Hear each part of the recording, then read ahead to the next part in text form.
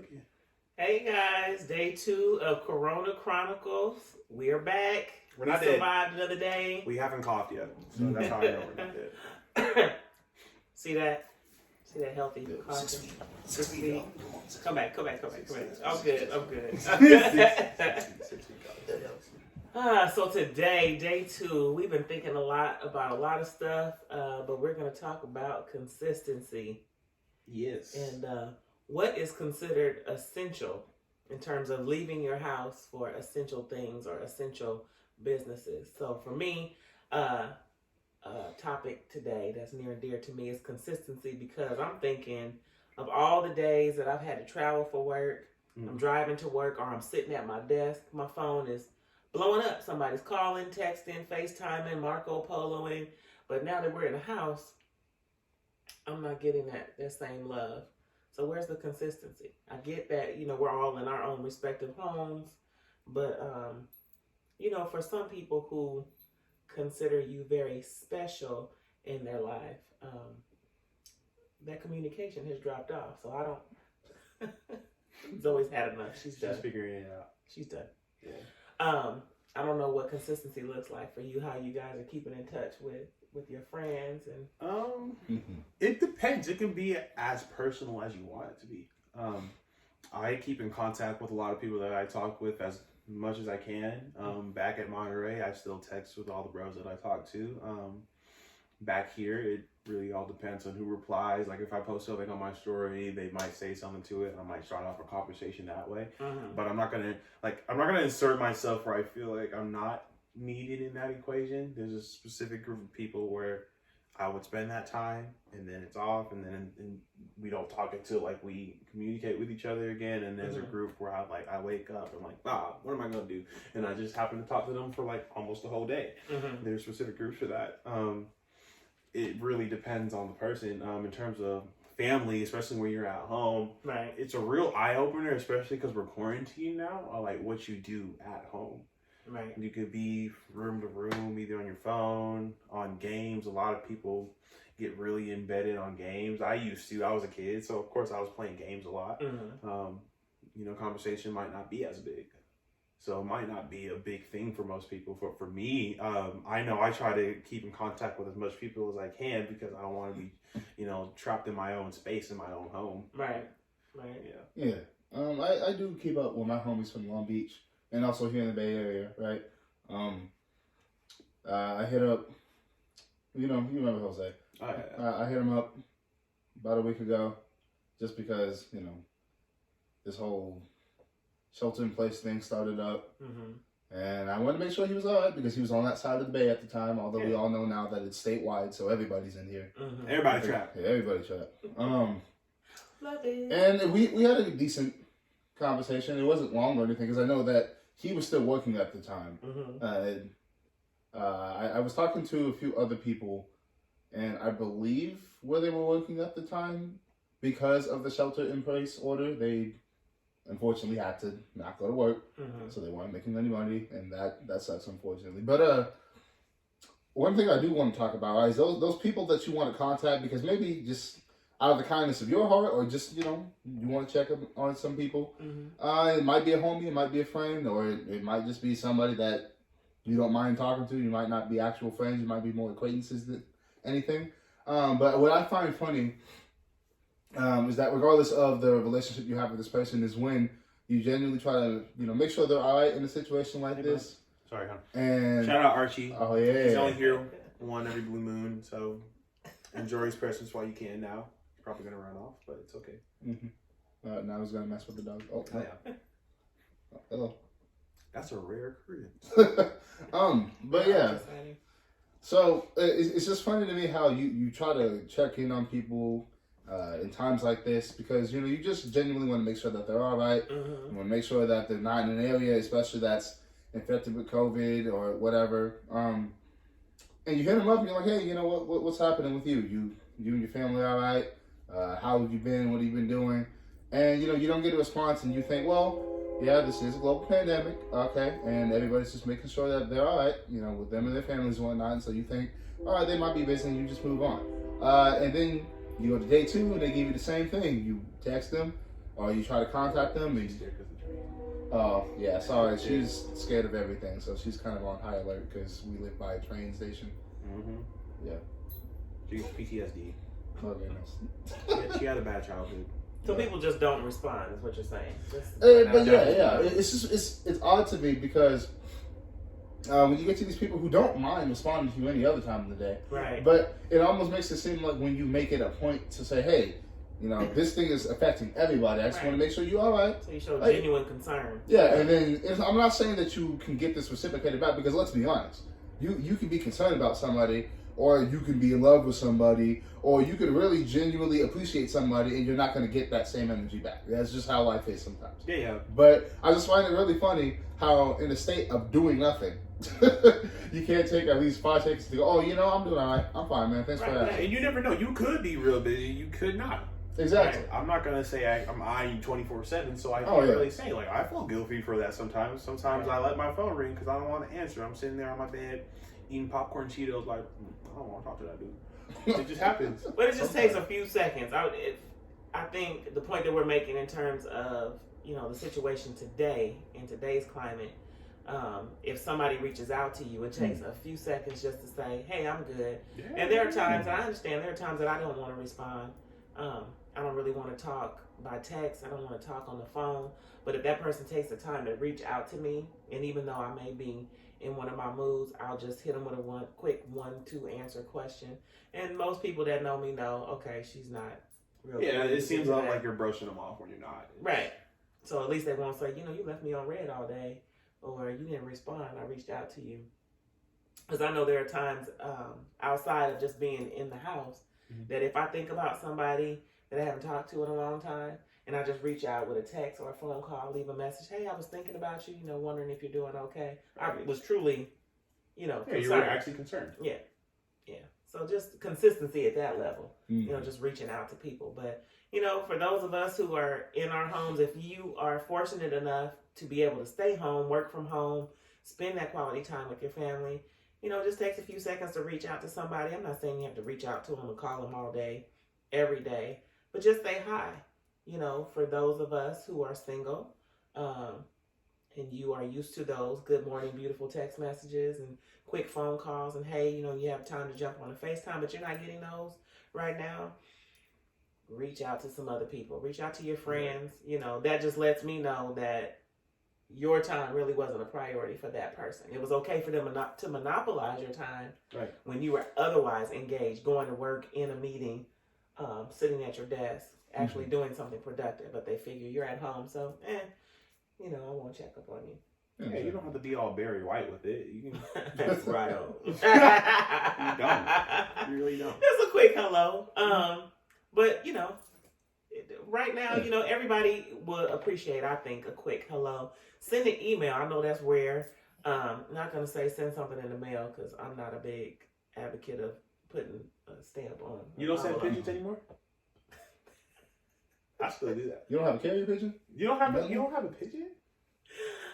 No. Where's your horse at? Hey, you know what? I noticed we don't have a stable. Like, where's our horses at? I know, we lacking. I have stallions. I know, we are gonna see, like, this is all we need. Yeah, I don't know if they're gonna be able to carry us. Let's be honest. Right. So if you're not reaching out to somebody, just say a quick hello. If they don't respond back, I don't think we should take it personally. I today spent a good part of today telling myself not to take it personal when I don't hear from certain people. I get it. We're worried about our families. We're concerned about our home situation. Do we have enough food? I know many of us are going to the store every day only to find that there's nothing on the shelves. I still have yet to find bread. And I'm not even eating bread, but I feel like I needed bread because peanut butter and jelly sounded really good. At this point, we're going to forget that bread exists. Yeah, so bread doesn't exist. There's King's Hawaiian rolls, but Negro, how am I going to make a PB&J with little itty bitty sliders? Yeah, I don't want PB&J sliders. No. That's a new thing. It's a Corona dish. We're making new struggle dishes. This is the perfect Our struggle time. cookbook, we coming out 2021. This is the perfect time for people who ain't got no money to just really start experimenting what you got in your kitchen. Right. You know that one dish that you dreamed about, but you're like, nah, that's nasty. I don't want people looking at. That's a good time try. Try it out. You might be. But you can't, because it may consist of top ramen, and that's gone. Shawarma's gone. Oh, yeah. Y'all still all the time. I know none of y'all eat Oriental and it's gone. But the most important message to take from all that is if you can find some King's Hawaiian rolls, it's going to be King's Hawaiian everything. Yep. Mm-hmm. No, Nothing legit. else. Yeah. Breakfast toast, PBJ sliders. Oh, my goodness. Hopefully you found some meat if you've been fortunate enough to find If you're lucky. Yeah, if you're lucky. There was no meat. No. There was no damn meat. Yeah, and you know what was interesting to me was after I went to Walmart, right, before St. Patrick's Day, you know, all of the... It was frozen corned beef. Yeah, you know, Oh my god. all of that was... That's all that was in the meat section. That was there, and you would think, okay, maybe that would be gone on St. Patrick's Day. No. Yeah, and it wasn't. But you come back the next day, and it's all gone. Like, why you wait till after St. Patrick's Day to eat that? Well, what's the point? Dust bunnies, yeah, that's what's Oh, on my the shelf. goodness. But speaking of going out to the store, so we know that a store is an essential place. Okay, so they're going to keep those open to continue to tease us with empty shelves. I don't know what that's about, but hey, it's something to do just to get out of the house. But Just look at what you can't buy. Right, you can't go to the mall, so go to the grocery store and look at the price tags. This is concerning. Like, if it gets to the point where they close all businesses, I don't want to go around looking like this on my hair. I don't want to look like that. I can't cut my own hair. Other than, you know, I'm still mad about my wax appointment being canceled, but there are other essential places. You know, they didn't find that essential, but there are other essential places that may be non-essential to most of us. Yeah. Yeah. The like, game store. For instance, we have GameStop, who Right. would apparently like to deem themselves an essential utility. Now, I don't think that if you're a gamer that you can't have games. Obviously, you know, that's what you do. If you're a pro gamer especially, right? A lot of the money you can make is online. So, you know, by all means, you do what you got to do, man. Stay on that grind. Mm-hmm. However, especially in a time of a national emergency, I wouldn't find games to be essential.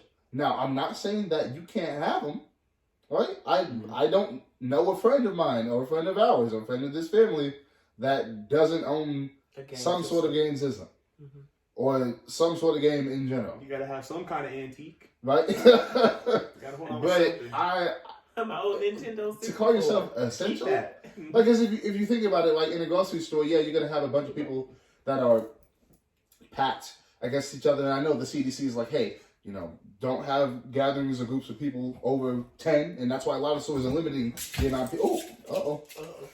He's a little old. He's not so steady on his feet anymore. You all right, buddy? You good? He good. But yeah. So you have people who go into grocery stores now, and these grocery stores are posting signs outside of their windows, and they're saying, "Hey, no more than groups of 10. That's it. Can't have any more than that." Right? You go to a GameStop, and while you can have, you know, no more than groups of 10, you could have people looking at the same section, and now they're not 6 feet apart from each other.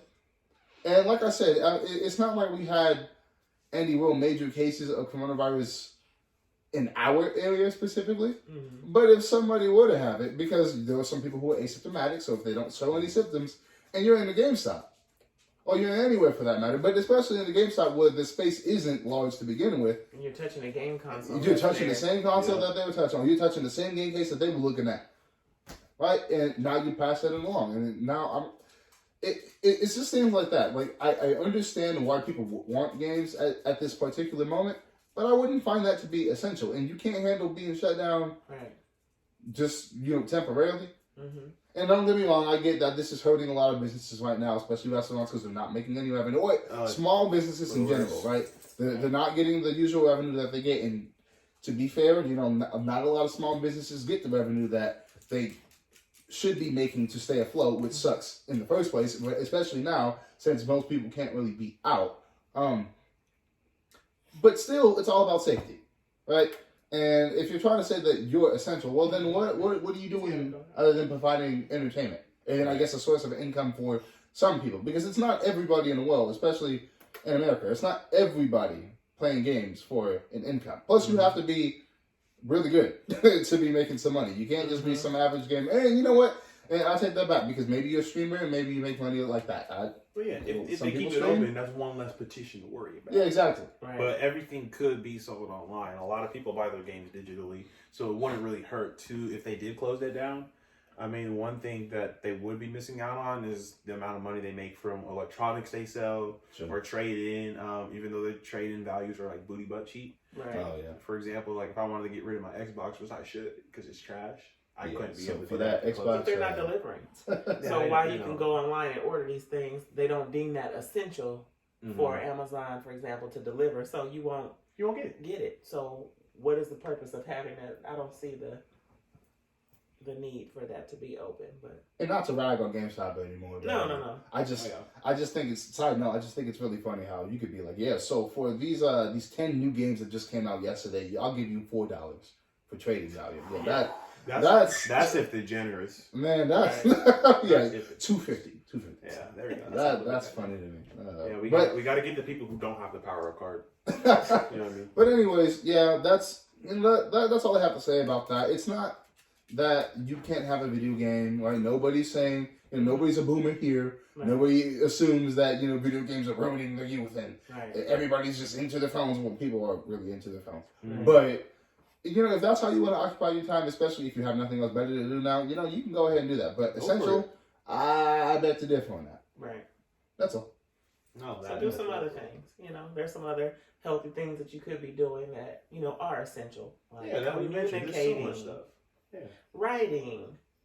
The art of writing has died. Yeah, promotion part 2, buy her books.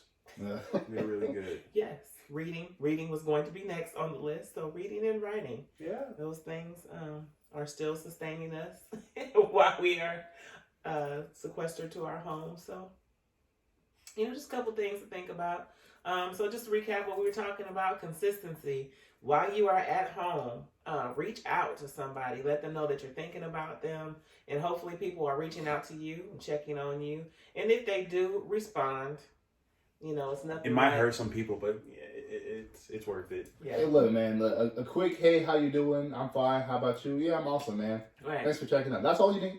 That's it. That's it.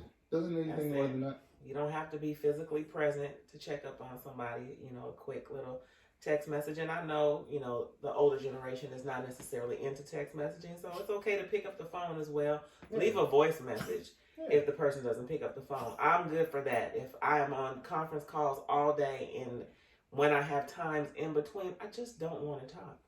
No, I really I don't. feel that.